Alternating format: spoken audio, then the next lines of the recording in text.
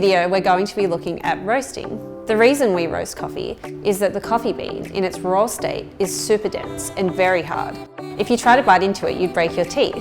By roasting the bean, we penetrate its denseness, breaking down the cell structure and making it more brittle.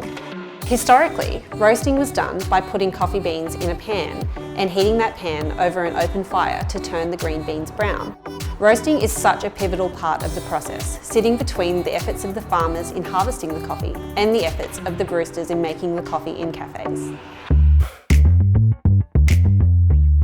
In the roasting process, you're taking a green bean, a raw product that will have anywhere between 10 and perhaps 13% moisture content. In applying heat to the beans, a number of things happen. As well as breaking down the cell structure, the heat also removes around a third of the moisture content. This helps release the beans' aromatics and amplify their natural flavours. It's a bit like cooking in general. By heating up food, we change the characteristics of the fish or meat or vegetable to something tastier. When you roast coffee beans, there are many variables in terms of roasting time, speed of the roasting drum, temperature, and even the makeup of the bean. You can roast the same coffee in many different ways and get many different flavour differences in them. I use an air roaster and would typically roast anywhere between, say, 9 to 12 minutes, depending on the style of the roast, light, medium, or dark.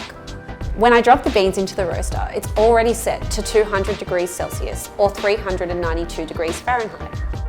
The type of coffee varietals I'm roasting will determine how I apply the heat. Something that might be really dense and small, I might hit with a lot of heat at the start. As opposed to beans that are a bit bigger with a looser cell structure, I may need to be more gentle. We have lots of monitors and probes inside the drum, giving us constant feedback, including temperature monitors. As coffee roasters, we talk about the rate of rise. That is the speed that we're applying the heat to the beans.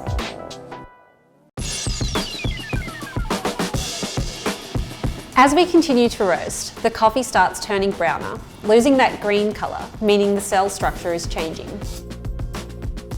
There's a lot of evaporation of water and the beans are then going exothermic, which means they're generating their own energy and making their own heat. For us, as for temperatures of the beans inside our roaster, when the crack happens, it can be up around 200 degrees Celsius or 392 degrees Fahrenheit. Not surprisingly, that's generally known to coffee roasters as the first crack. The time after this is called the development time, an important part of the process where I'm monitoring the time before the end of roast. In terms of types of roasters, the two most common are air roasters and drum roasters.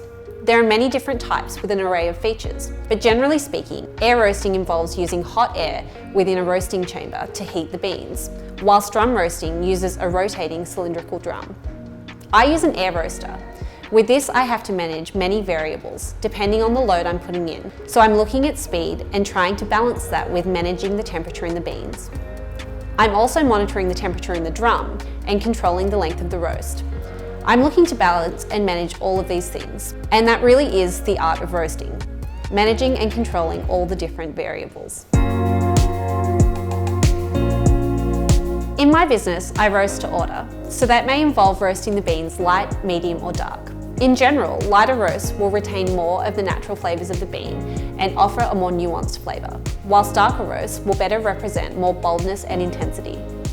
Some of the cafes I roast for like to make coffee in a way that showcases third wave specialty coffee, the different varietals, regions, processing methods, and countries.